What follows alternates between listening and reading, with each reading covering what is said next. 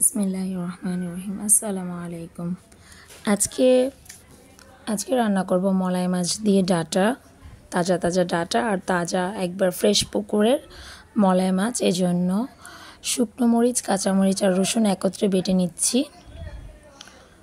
ভালো করে একসাথে বেটে নিলাম পরিমাণ মতো। যেহেতু ডাঁটা একটু বেশি তরকারিটা, এই জন্য মরিচ বাটাটা একটু বেশি নিয়েছি, সাথে একটু গুঁড়ো মরিচ অ্যাড করব। এখানে নিয়েছি ডাঁটা, ছোটো মাছ, মলাই মাছগুলো একটু বড় করে আলু কেটে নিয়েছি, সাথে ডাঁটা, পেঁয়াজ, কাঁচামরিচ আর মরিচ বাটার পেস্টটা রসুনের সাথে, আর গুঁড়ো মরিচ গুঁড়ো, হলুদ, ধনিয়ার গুঁড়ো, লবণ। এ পর্যায়ে মাছগুলি মাখিয়ে নিব। হালকা হলুদ আর লবণ দিয়ে মাখিয়ে নিব আলতো করে। মলাই মাছগুলো একেবারে তাজা ফ্রেশ পুকুরের, ফ্রিজেরও না, বাজার থেকে আনাও না, পুকুর থেকে ধরা মাছ। কড়াইতে সাদা তেল ভালো করে গরম করে নিচ্ছি।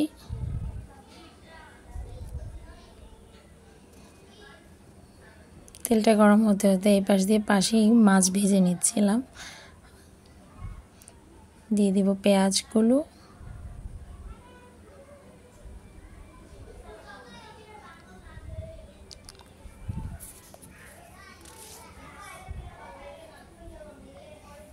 পেঁয়াজটা ভালো করে হয়ে এলে, ভালো করে নেড়ে ভালো করে লাল লাল হয়ে এলে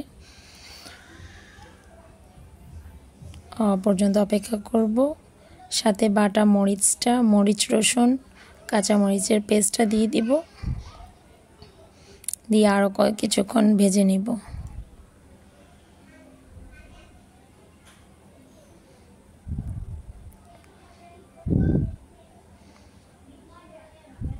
ভালো করে কষিয়ে নেব, রসুনের গন্ধটা যেন দূর হয়ে যায়। ভালো করে কষিয়ে নিলে রসুনের গন্ধটা আর থাকে না, তরকারিটা মজা হয়। গুঁড়ো মরিচ, ধনের গুঁড়ো আর হলুদের গুঁড়ো দিয়ে দিলাম।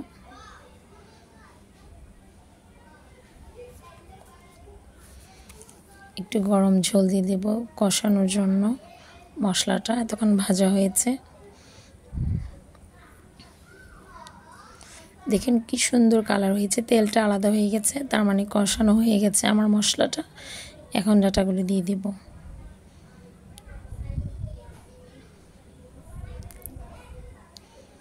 ডাঁটা দিয়ে আরও কিছুক্ষণ কষিয়ে নিব ভালো করে। ডাঁটাটা কষানোর মধ্যেই মোটামুটি সিদ্ধ হয়ে যাবে, এরকমভাবে অনেকক্ষণ কষাবো।